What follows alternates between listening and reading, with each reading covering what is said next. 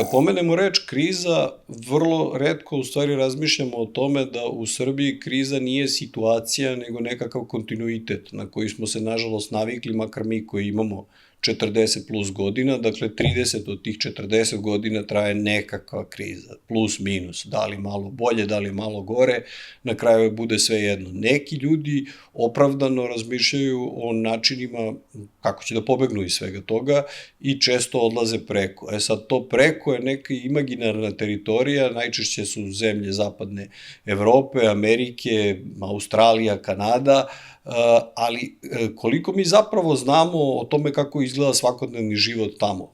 Da li je jedna turistička poseta ili neka porodica koju imamo dovoljna da se steknu prave slike, ili i dalje te slike formiramo na osnovu onoga što smo gledali u medijima i u filmovima i tako dalje. Kroz seriju razgovora sa ljudima koji su zapravo iz tih država, koji žive u tim društvima, ću pokušati da pričam o tome kako izgledaju njihovi životi, kako izgledaju njihove profesije, kako su izgledalo možda tih 30 godina iz njihove perspektive.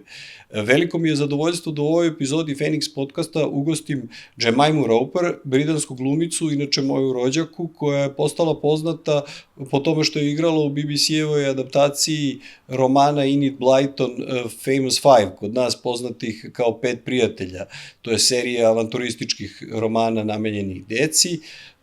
Razgovoru sa Džemajmom ćete videti kakva je razlika između glume u Srbiji kao profesije, kao poziva, i glume u Velikoj Britaniji, šta je teže, šta je lakše i kako je izgledalo postati slavan i ući u tu industriju sa već 13 godina. Well, hi, cousin. Hi. I mean, it's not a secret since my aunt published it on IMDb that we're cousins. She put all my school grades as well. Yeah, Nobody I cares. love our moms. Anyway, you have done a lot, and you have been propelled sort of into this calling. I should call it a calling, not a job, since you were very little. And the start of your professional life Was aged 13. Wow. My first proper job was the Famous Five. And there was a very long audition process over months and months and months, and it was terrifying. And I had done lots of auditions before. I'd done a few sort of semi-professional jobs, some sort of fringe theatre, and a couple of films made by a company called the Children's Film Unit. So I had a little bit of experience, which I think helped at that stage. But they saw kids from all over the country, all over the UK. But you didn't go to film school, you were so young. No, I was at theatre school on Saturdays. Ah. So I did like jazz dance and singing, and you kind of had to do that to be noticed by the head of the school, so that you could get auditions, because otherwise you were just another name on a very long list of names of kids. Probably thousands. Yeah, so you had to kind of work hard to get noticed, to then get auditions, to then get jobs. But, okay, did you know about Inid Blyton and her books? Or? Yes. Yeah. Because your auntie grew up with the books, loved the books, passed them on to me. Wow. And I think I must have been from 6 or 7 reading them. And I was kind of obsessed with this character. And even though when I was sort of 12 auditioning for it, I couldn't talk about how exciting it was because everyone else was like, no, that's not cool. But it's so strange that it was so popular worldwide, because I remember we had one kid in our class and she had all the books. Yeah. But she had one rule. You need to read it in one day and then return it. And then I remember my granny making popcorn. Yeah. And that was the setting. And then I was speed reading these books, and they're so they connect to the kid in you in such a direct way. Very old-fashioned, but apparently it's timeless. Yes. That's what's sort of brilliant about it, because I know now my kids are at school, and your auntie will not accept that Ezra, my older son, does not want to read them. She's like, every day she'll try and she'll be, look at this, and showing the video cover with my face on it. And she's longing for them to be interested in it. But other friends' kids, and the girls especially, love them still today. That's amazing. And these are the kids that grow up with like every kind of computer console and whatever. But do kids read? Yeah, that's what I wanted to ask. They are. I think between sort of Harry Potter and Enid Blyton, it's kind of keeping kids reading, and which is great. And that was the thing about the Famous Five, is that they were sort of criticised because they are old-fashioned. There's very sort of some narrow thinking in there because they were written in the 1950s, and it's that sort of post-war Britain. And, you know, Enid Blyton was accused of being a racist and a xenophobe and all these things. But fair, because that was the society back then. Yeah. You know, she was the product of that society, and okay, we can talk about it, we can criticize it now, but it was a fact of history. Yeah. And I think like good to have those conversations and kind of useful to have them with kids and say, you know, we don't think like this anymore, but also we don't let our kids run around without grown-ups anymore. Like, you know, I don't let my kids go down the street. You don't in let London. them go to a lighthouse to fight pirates. Exactly. Why? Not anymore. It always had a happy ending, you know.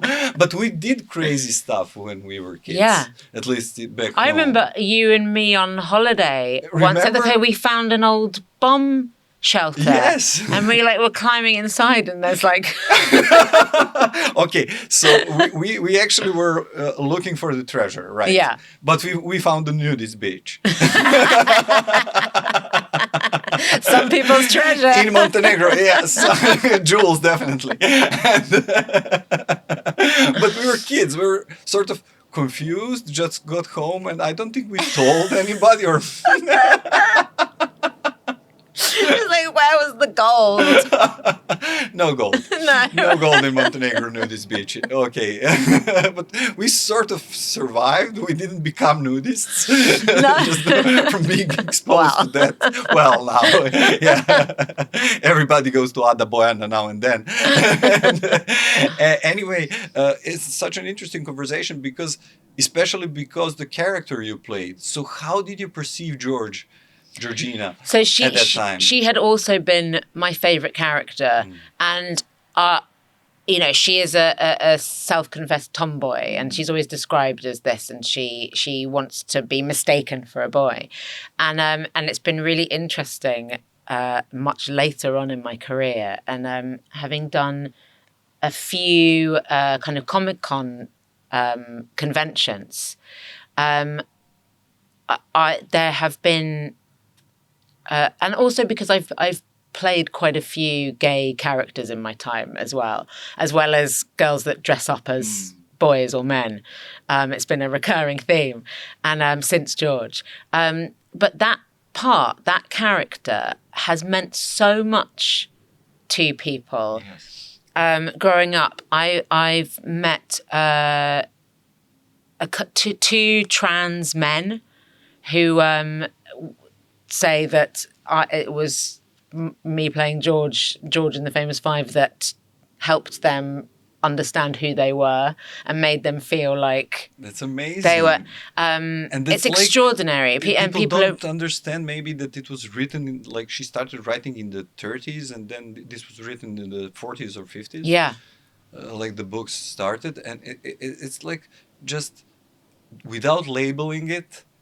It told so many stories, actually. How can you can be different, I guess. Yeah. You know, and I must confess, it did mean a lot to me, that character. Yeah. I didn't understand why. Yeah. I didn't know, I subconsciously probably knew, but I didn't know that I was gay back then. And I didn't dress up or anything. Like, I was pretty comfortable in my gender.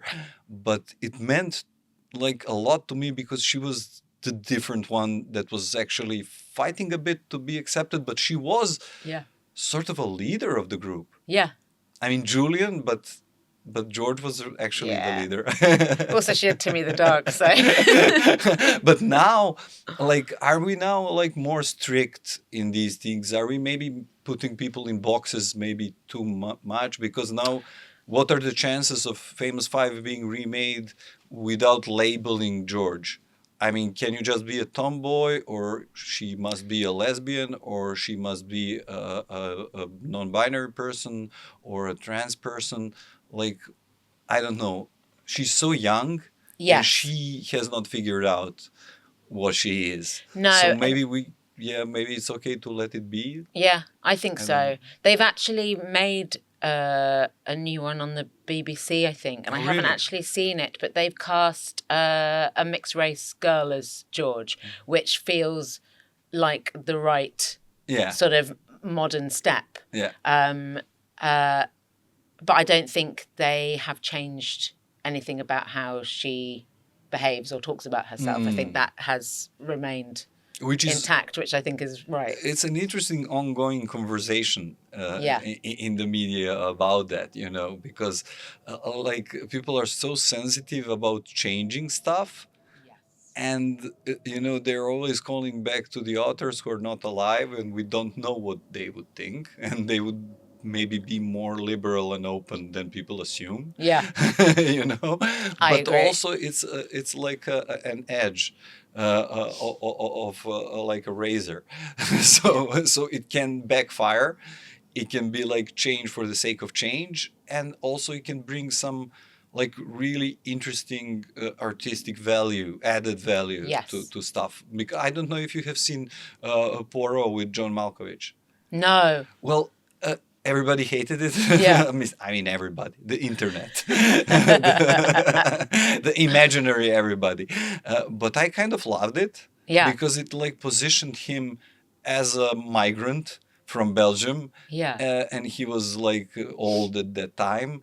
And it was the rise of right-wing fascism in the UK. So like migrants out and so on. So it resonated both with the historical facts and with the contemporary stuff. But it wasn't like overtly like doing that as the main topic. It was like still adaptation of Agatha Christie, or like, I don't know, imaginary continuation of her stories. Yeah. But it sort of worked for me. I didn't expect it to work. Yeah. But it kind of worked. So I don't know. It's a strange time. But I feel that like we should enjoy like the stuff that came before without having to like load it with our prejudice, contemporary and subjects and issues, and just understand that it was a different time, and maybe through that process maybe we can learn about that time. Yeah, absolutely. Yeah. I agree. So how was, like, because you were so young, how was like the experience, like now you're on a film set and now it's like getting serious and you're working with a lot of people? I loved every second of it. I had never been happier in my life. It was sort of a weird time because sort of, you know, the work was very innocent. We were not.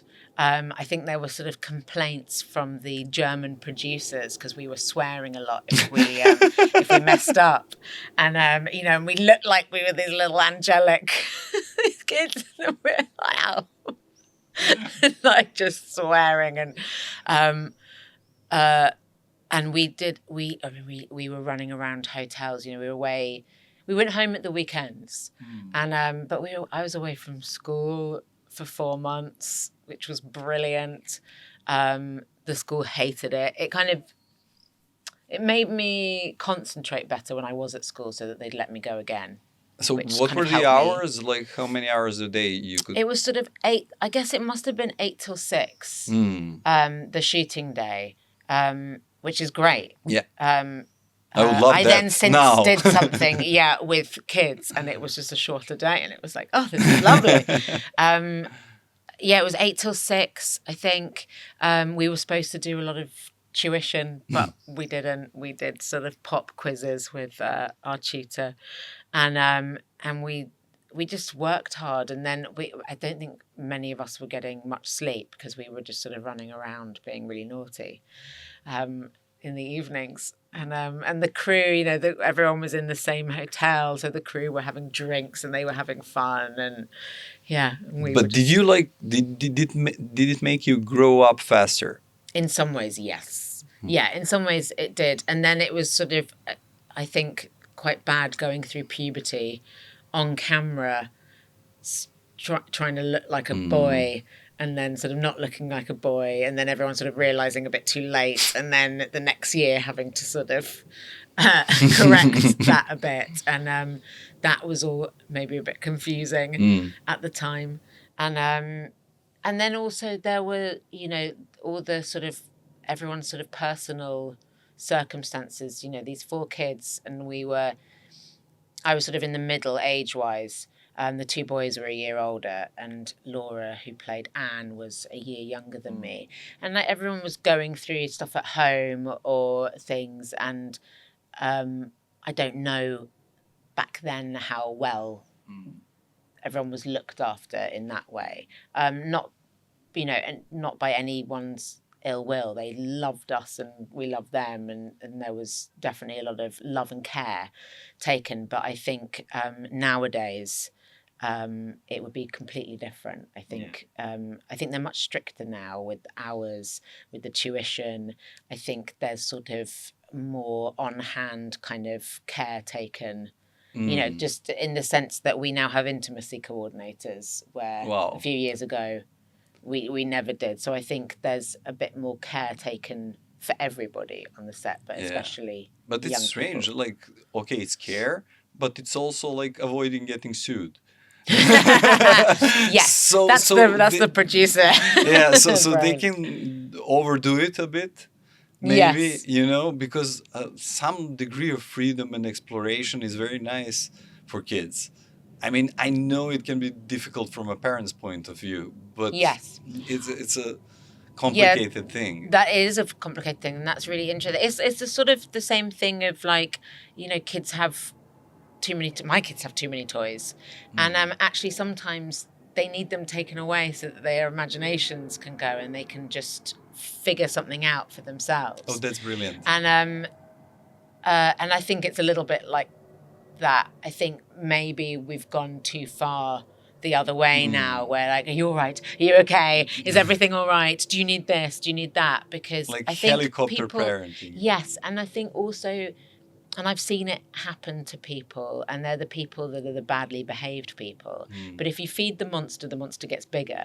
So if you're providing too much for someone, and then they're like, yeah, okay, yes, I want that, and yes, I'm going to have that, and now I expect that, and then you create problems for those people and for all the people around them, because then suddenly you've set the bar a certain way, and you're just gonna it's just gonna get worse and worse and worse. Yeah.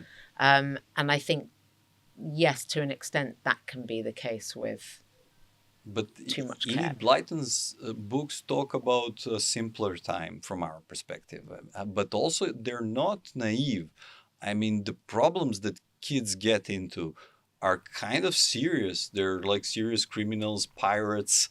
I know they're depicted Smugglers. in sort of a naive way, but still, it was sort of scary for me when I was growing up. Yeah. It was like a sense of real danger, because they were not like fictional monsters. They were like humans who were bad. Yeah. And that's kind of more scary, because like a smuggler doesn't care if you're a kid. If he gets discovered, like with gold or whatever was the plot of that particular book or episode. Yeah. Yeah, it can get nasty. So the sense of that clear and present danger was very vivid for me. Yeah. So did you feel like that, like when you were? No, you were just playing.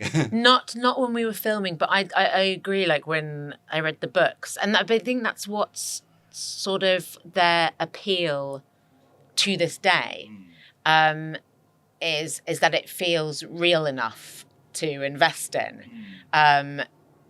But also, I think now for kids reading it, because it's a different lifestyle than they live, it's sort of separate from their lives, so it's not so scary.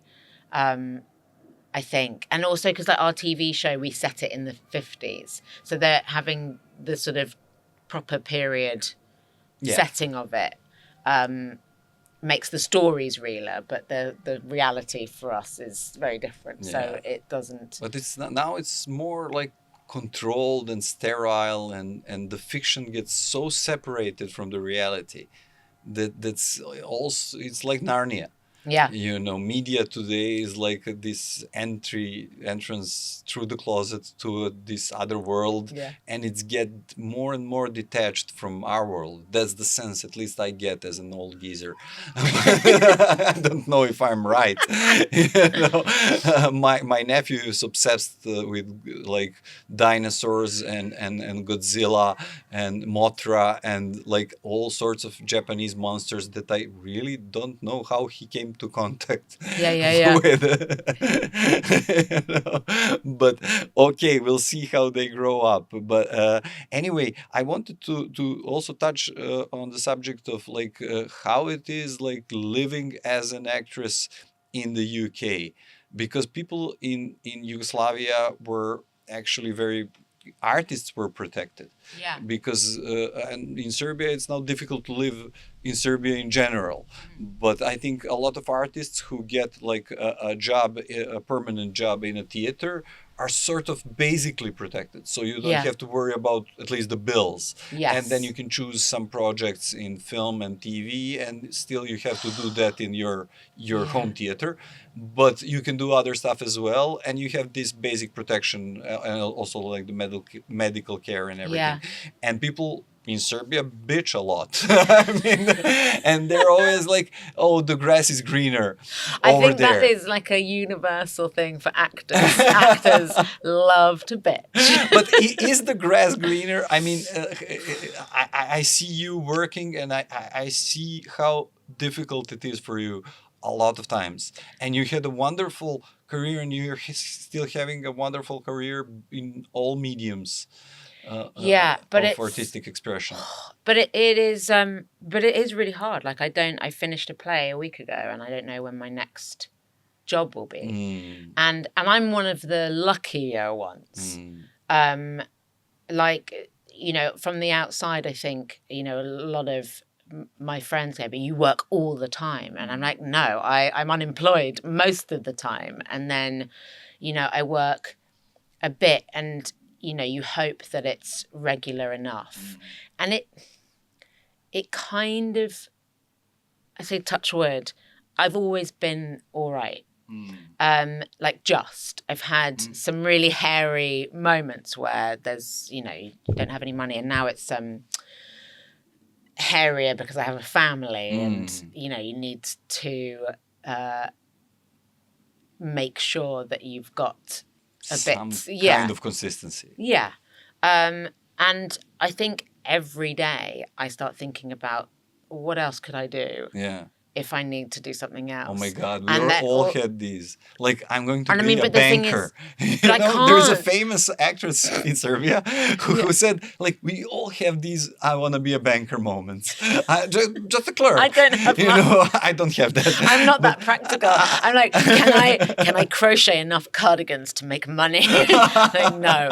Can I? I can't do it. I have no skills. I'm not even a trained actor. So I can't even, like, teach or like do so I'm really screwed. I'm really screwed. A safe place for me, at least. Yeah. Because it does provide this basic income, and also it's a nice job.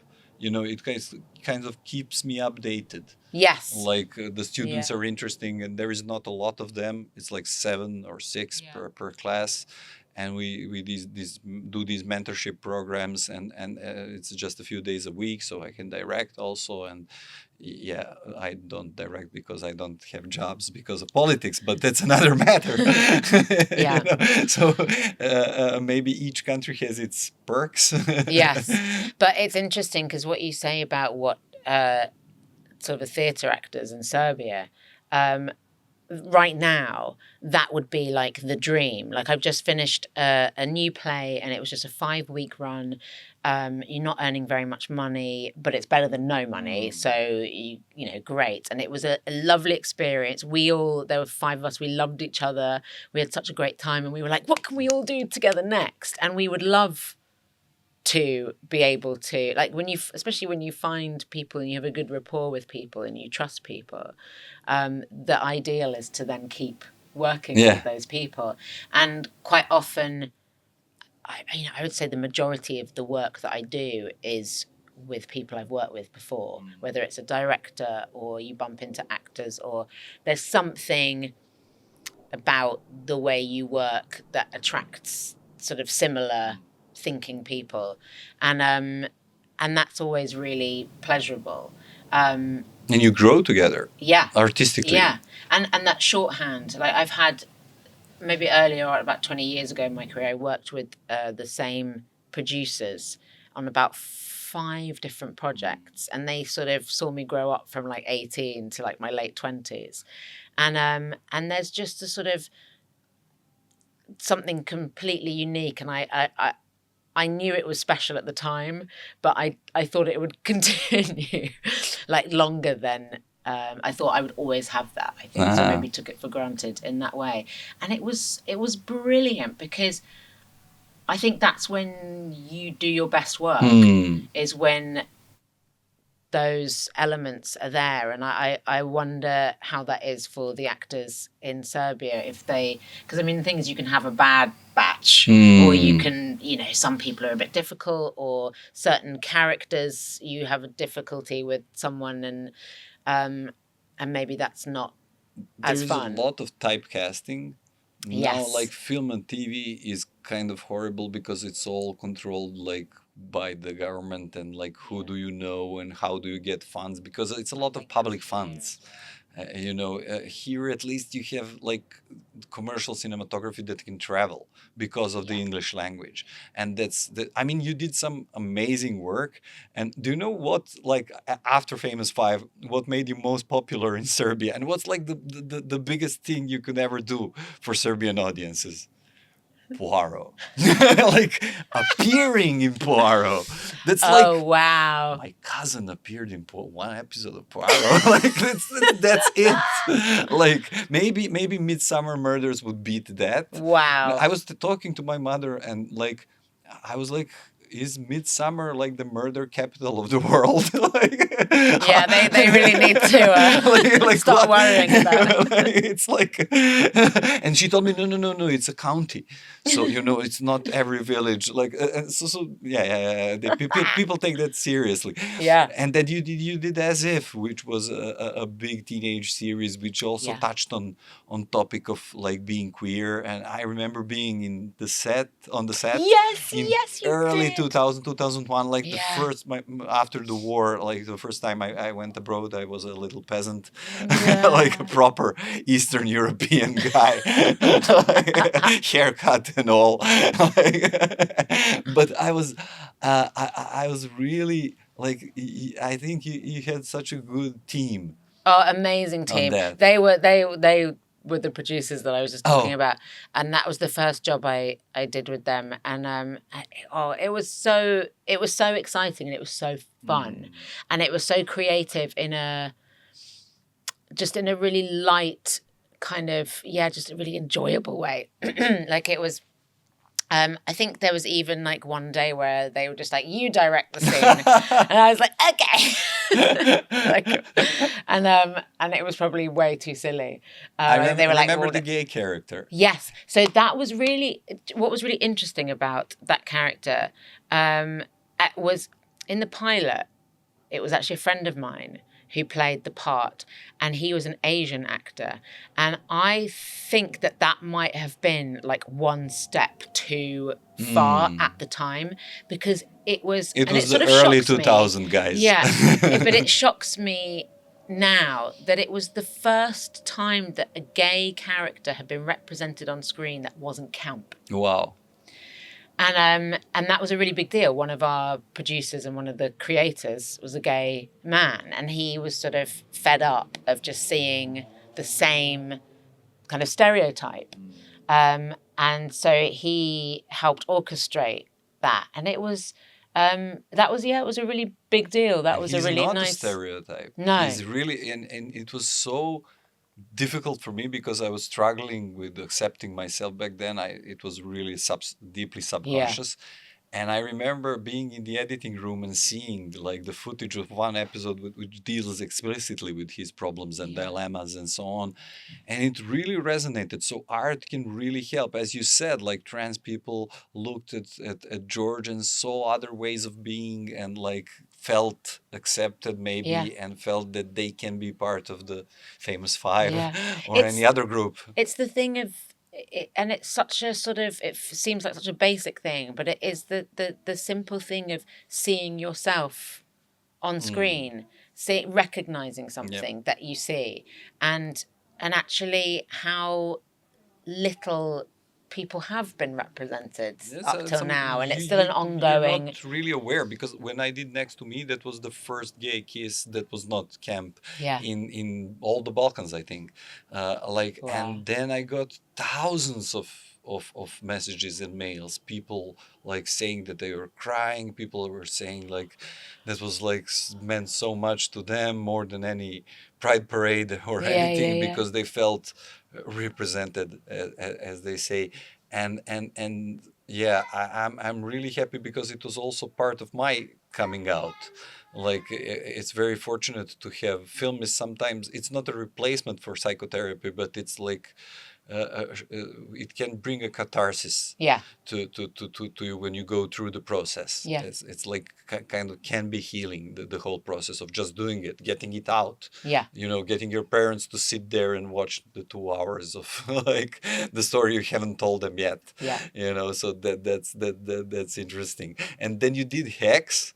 And Hex was like, guys, please find that and watch that, because it's like a 10 times edgier British version of Buffy, the Vampire Slayer, but it's not Buffy. It's like even crazier than that. This was the same producer. But it's cool because like I always love when the Brits do things like in their way and not like be a service for the American film industry, because you have so much to offer. It's such a distinctive culture, and humor is amazing, and it really resonates in Serbia. I mean, this is the 3rd episode I'm talking about British humor. I mean, people already think I'm working for MI6. But the humor, Serbian humor and British humor are very similar. Because it's got that slightly, it's like, it's a mixture of self-deprecation. But also the darkness, like Baby Reindeer. I mean, that was extraordinary. But again, it stood out because... you're just watching this thing become globally number one. I mean, and you go, wow. And, you know, I'm sure partially, and I know you've probably discussed this already, but it's partially because no one could write that story. Like, it's so all of him that it's so unusual to get so much of someone in that way. But because he's able to, like, basically laugh and see the ridiculous in his own trauma, it's a completely sort of unique spin on something. And he's most critical of himself, and he has a lot of empathy for the Marta character. Shall we call her that? Like, he's really critical of himself. He laughs at himself, but he also like cuts deep. And he blames himself. And that I think is a sort of uniquely, I mean, he's Scottish, but it's a uniquely sort of United Kingdom. That feels very British. But apparently it travels. I mean, it really travels. And so your recommendation for this episode was Beef? Yes. I watched, I think 5 episodes, but I really recommend the series to the Serbian audiences because it's so universal. It's like very specific. It's set in like this Asian American community, but it kind of doesn't matter because the problems are really universal. And it sort of manages to be really heightened. And then really relatable at the same time, because you've got these sort of like all the supporting characters, I think, are brilliant. I think that all the acting is sensational. Yeah. And like some of the supporting characters, they sort of seem quite 2D at first, and then you just sort of keep getting more and more and more, and they're just so sort of richly entertaining, but also like they become very 3D. And I said to you, you've got to finish it. Yeah. Because I wavered in the middle. I could see, and I recommended it to friends, and they sort of said, oh, I watched it, but, you know, I was sort of getting a bit tired of the sort of initial premise. Sort of feels like they're really sort of like milking every last drop out, and then it becomes worth it. But the no, end. because the climax is incredible. And also like the characters. You Yeah. start watching it because of the characters. I mean, the plot is very like there is an incident with the two cars, and then actually then I don't know. People want to get revenge. Yeah. Is this the right synopsis or? Yes, I think that is what it is, but it's also sort of then much darker as well. It's about many things. Yeah. It's about bad marriages. It's about class. Yeah. It's about class because this guy who is like a worker and is living in really poor conditions and struggling to do something that he thinks that is best for his family, but we don't know if it's actually the best for his family. And he has this car crash with this lady who is living a very posh, privileged life. Yeah. Also on the surface level, because you don't know what's underneath. And the surprises you get on this journey are just amazing. Yeah. So I loved it when I'm not on Twitter anymore. Or X. Me too. I deleted it. Yes, me too. Because yes, it's evil. Yeah, exactly. But I think one of the last things that I posted, and I never do this, was about beef, and I was just like, this show is incredible, and I love it. And I hadn't felt like that for a long time. I think since Breaking Bad, and beef just really surprising. I feel like I'd not watched anything quite like it, and that's harder to come by. It's really good. Like now, quality television is basically better than movies. Yeah, movies are getting like either like $100 million blockbusters, or like a very low budget indie films that maybe explode, or horror films. They have a steady audience. Then that's a sure hit. But other than that, it's very hard. Like, okay, we had Poor Things, and we had Zone of Interest, and there are interesting stuff. There is interesting stuff happening. But TV series are maybe even better canvas to paint on, at least from your perspective as an actress. And also I wanted to talk to you because we didn't mention it, but you do a lot of work in theater. So is theater like a safer space, or like maybe a space that you have more time to explore, to talk, and to create the character? Yeah, and it used to be when I started. I remember doing a TV job when I was 16, and it was a new, maybe 3 or 4 part drama, and we had 2 weeks rehearsals before. So you had all the actors sat around the table, and you talk with your family members, and you'd talk through everything. And now you're lucky if you get a sort of an hour to do that before you start shooting, and that I miss, and that you get in the theatre, because it's all about the rehearsals. And I always enjoy the performances, and it is always a little bit different each night, and some shows can be quite different each night, but you are just repeating essentially the work that you've spent 4 or 5 weeks it sort of exploring. Evolves. And but it evolves much slower at that point. So I definitely like the rehearsals are just it's just so fun. After the last 2 films, I did this 3 films actually.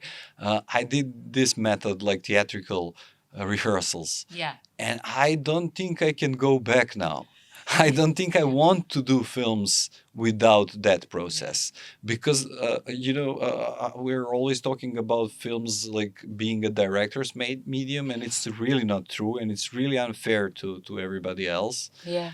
Because it's like a collective piece of art that we all contribute to. So if you're playing a character, I would give you an opportunity to write the biography of that character, and that's like the start of our conversation. And then we work for months, and then we can film. But I guess this is a luxury. It is, but I think it's. I mean, it depends what the film is, of course, but that's surely the point, or that, and it's the collaboration, like you say. Whenever I finish jobs, I usually don't remember so much about the script maybe, or the character, or the work that I have done, but I remember the people, and you remember the experience you had with the people that you're opposite, or that you're being directed by, or you're being that's the stuff that.